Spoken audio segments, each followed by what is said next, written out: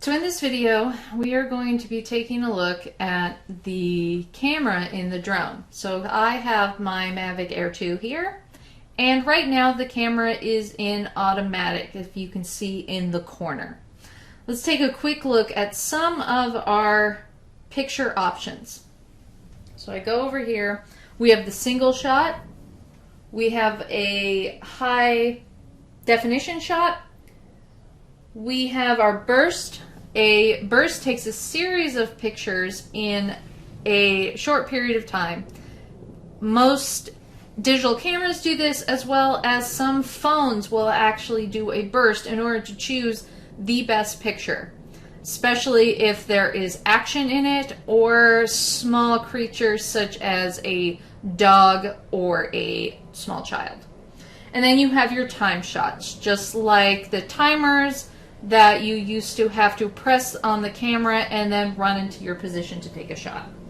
We also have our video settings, we have our quick shot settings, and we have our hyperlapse settings.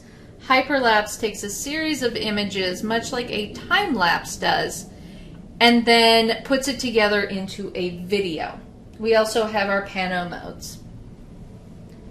But we're going to stick with our single shot photo.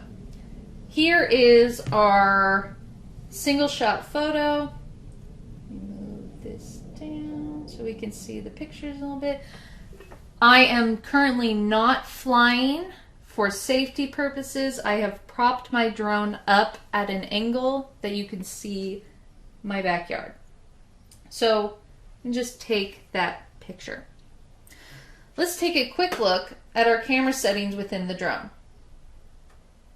So, as you can see, we have the format of your photo, either a JPEG or a JPEG and a RAW in this case.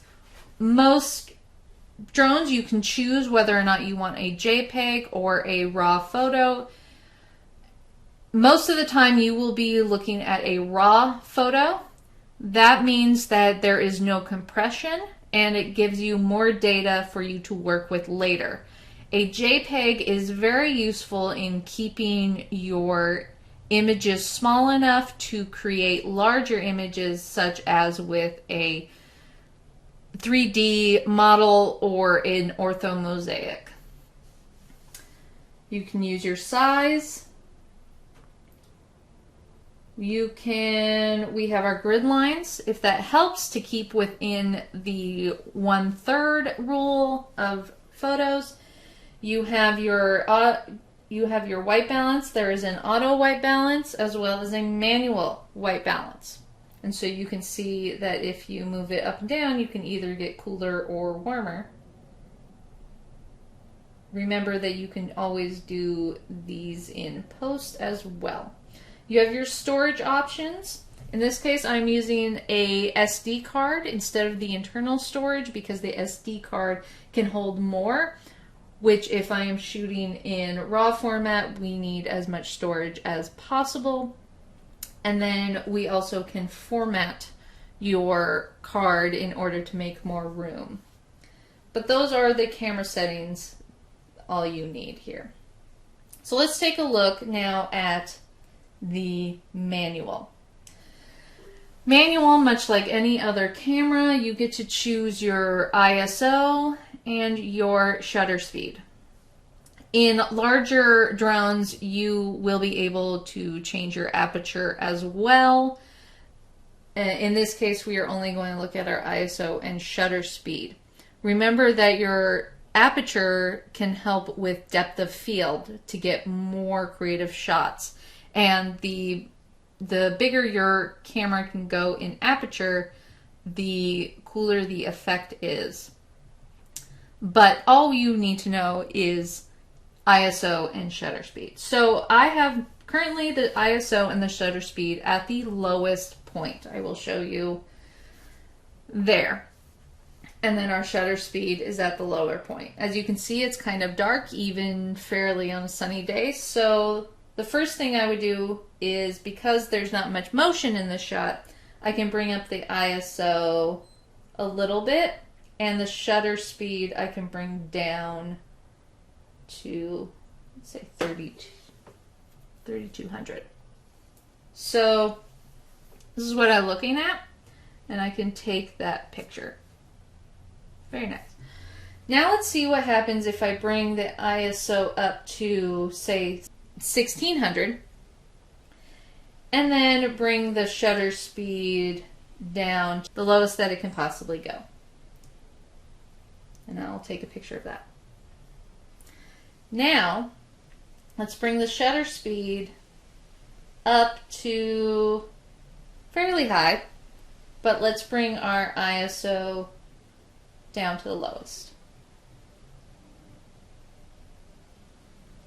Very nice. And let's even bring that shutter speed overexposing our image.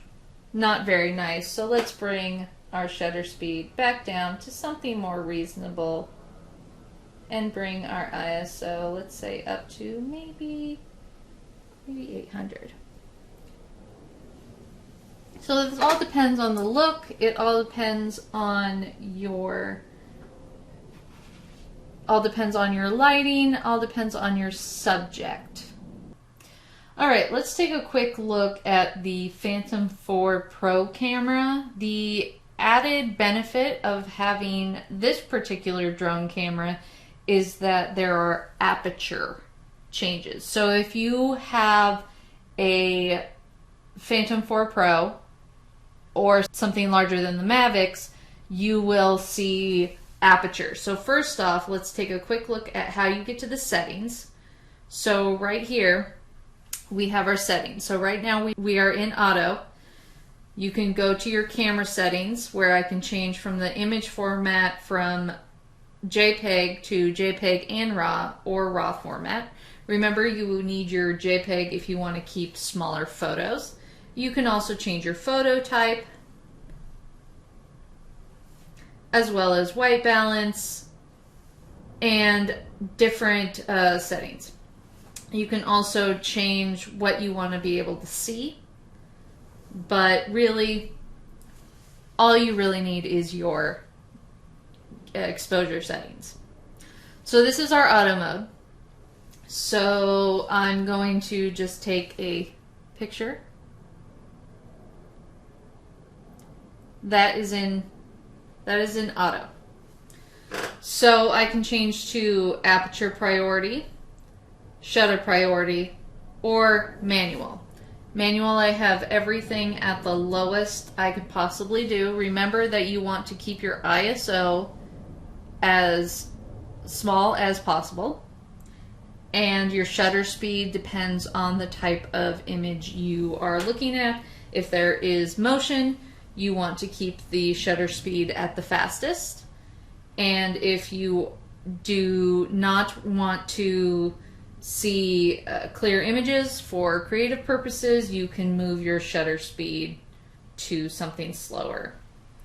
In this case, we only need, because we are outside, let's do something like that. And then, of course, you can move your aperture for your smallest aperture, meaning that you are going to get the most clear image.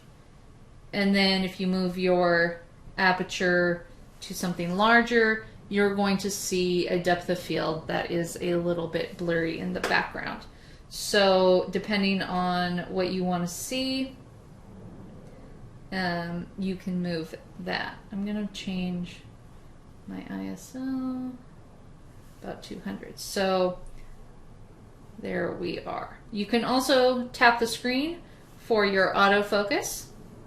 So that is an autofocus. There is also an option to do manual focus. Manual focus is good if you want to control the type of image that you're going to have. So if you want to keep your image far, you can move it to your different settings. So I'm going to show you, it's very blurry, and then you can move it to get very crisp.